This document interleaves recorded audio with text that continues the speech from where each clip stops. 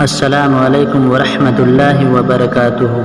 میرے پیارے دوستو، خواجہ غریب نواز جب نئے اجمیر شریف آئے تھے تو خیمہ لگایا ہوا تھا۔ خواجہ غریب نواز خیمے میں عصر سے مغرب تک روتے رہتے تھے۔ ایک نوجوان اجمیر شریف سے باہر گیا ہوا تھا پڑھنے کے لیے۔ کچھ عرصے بعد وہ واپس آیا اور اس خیمے کے قریب سے اس کا گزر ہوا۔ وہاں سے گزرا تو رونے کی آواز آئی تو فوراً دیکھتا ہے تو خواجہ غریب نواز رو رہے ہیں۔ ایک غیر مسلم ہیں، اسلام قبول نہیں کیا ہے۔ فوراً وہ ہندو لڑکا گھر جاتا ہے، اپنی ماں سے پوچھتا ہے، ماں یہ مسلمانوں کا گرو کیوں روتا ہے؟ یہ مسلمانوں کا بابا کیوں روتا ہے؟ میں ہر روز گزرتا ہوں، عصر سے لے کر مغرب تک یہ روتے ہیں۔ پھر اس کی ماں نے کہا، جاؤ اس سے ہی پوچھ لو۔ وہ نوجوان خواجہ غریب نواز کے خیمے کے اندر آیا اور پوچھا، یا بابا میں ہر روز یہاں سے گزرتا ہوں، آپ کے رونے کی آواز آتی ہے، بتائیے آپ کیوں روتے ہیں؟ خواجہ غریب نواز نے کہا کہ تم جاننا چاہتے ہو کہ میں کیوں روتا ہوں؟ میں نے ایک مدت اپنے مرشد کے ساتھ گزاری ہے، مرشد کی خدمت میں گزاری ہے، مجھے اپنے پیر کی یاد رلاتی ہے۔ میں عصر سے مغرب تک اپنے مرشد کی یاد میں روتا رہتا ہوں۔ اس نوجوان نے کہا، اچھا میں نے سنا ہے جب انسان کو درد ہوتا ہے، تکلیف ہوتی ہے تو تکلیف میں انسان رو لیتا ہے، آپ کو تو محبت ہے، محبت میں بھی انسان کو رونا آتا ہے؟ کہا، ہاں ہاں اے نوجوان، انسان محبت میں بھی روتا ہے۔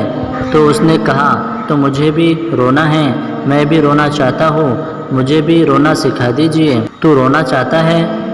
تو اس نے کہا، ہاں میں رونا چاہتا ہوں۔ کہا، ٹھیک ہے، دو شرطیں ہیں، ایک مسلمان ہو جاؤ اور دوسرا میرے مرید ہو جاؤ۔ اس نے کہا، میں ماں سے اجازت طلب کروں گا۔ ماں کے پاس گیا اجازت لینے کے لیے۔ ماں نے کہا، تو ضدی ہے، جو تو ارادہ کر لیتا ہے تو وہ پورا کر لیتا ہے، جا جو کرنا چاہتا ہے وہ کر لے۔ وہ خواجہ غریب نواز کی بارگاہ میں حاضر ہوتا ہے اور عرض کرتا ہے، یا بابا میں بھی مسلمان ہونا چاہتا ہوں، مجھے اپنا مرید بنا لیجئے۔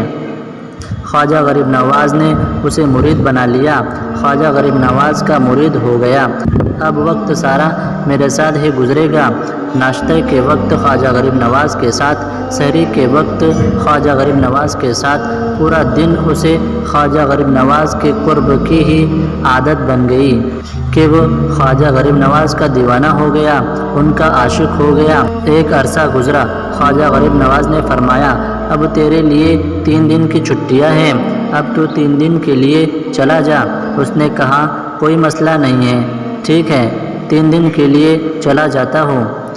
اب جب 3 دن کے لیے گھر گیا، خواجہ غریب نواز نے کہا، 3 دن کے لیے تو مجھ سے ملاقات نہیں کرے گا؟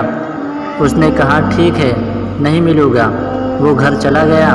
پہلے دن جب گھر گیا، یہ وہ نوجوان تھا جو 3 روٹیاں کھایا کرتا تھا، آج ایک لقمہ بھی نہیں کھا پایا۔ اسے کچھ ہو گیا، کہہ رہا ہے کہ مجھے کچھ اکیلا سا محسوس ہو رہا ہے، کچھ میرے دل میں کمی سی محسوس ہو رہی ہے۔ یوں وقت گزرتا گیا۔ اب رات کا وقت آیا، آنکھ نہ لگی، سو نہ پایا، پھر گھر کی چھت پر چلا گیا۔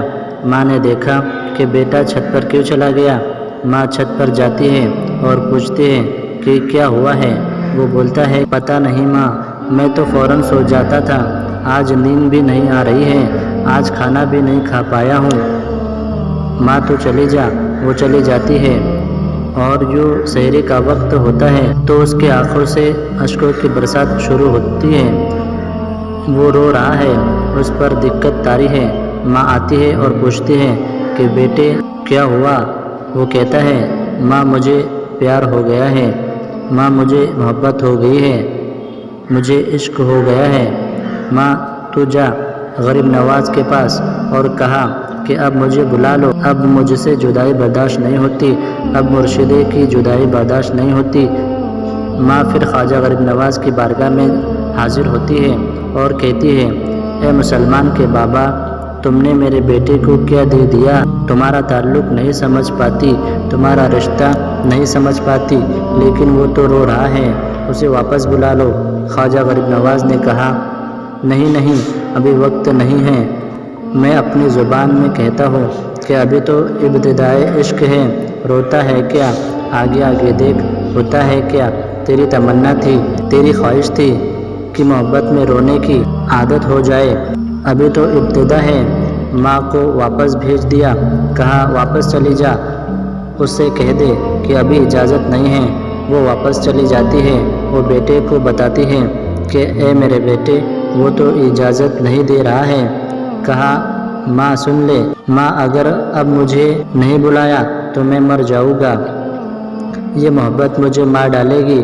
ماں اگر مجھے زندہ دیکھنا چاہتی ہے تو میرے مرشد کو راضی کر لے، میرے مرشد کو بتا دے کہ اب یہ جدائی برداشت نہیں کر سکتا۔ ماں فوراً گئی خواجہ غریب نواز کی بارگاہ میں اور کہا اے غریب نواز، کرم فرمائیے، ایک ماں کی تمنا ہے، یہ ماں کی آرزو ہے، وہ مر جائے گا۔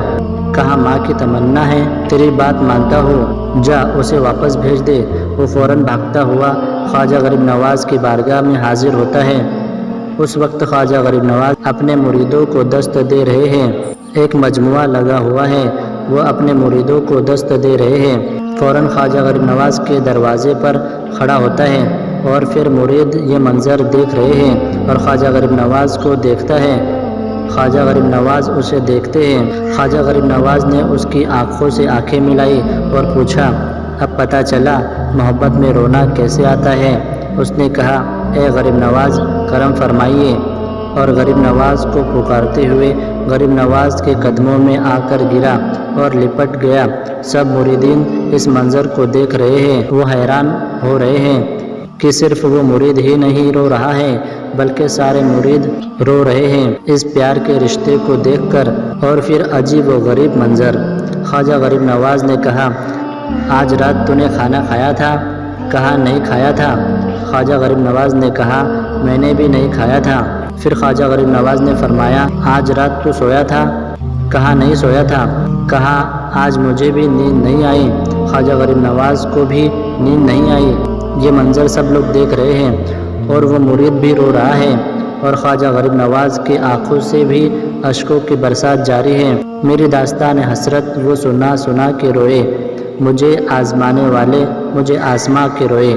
کوئی ایسا اہل دل ہو فسانۂ محبت، میں اسے سنا کے روؤں، وہ مجھے سنا کے روئے۔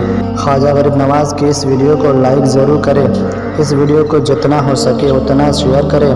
اس ویڈیو کو دیکھنے کے لیے آپ سبھی کا بہت بہت شکریہ۔ تو دوستو میں پھر ملاقات کروں گا آپ سے ایک نئی ویڈیو کے ساتھ، تب تک کے لیے اجازت چاہتا ہوں۔ السلام علیکم، اللہ حافظ۔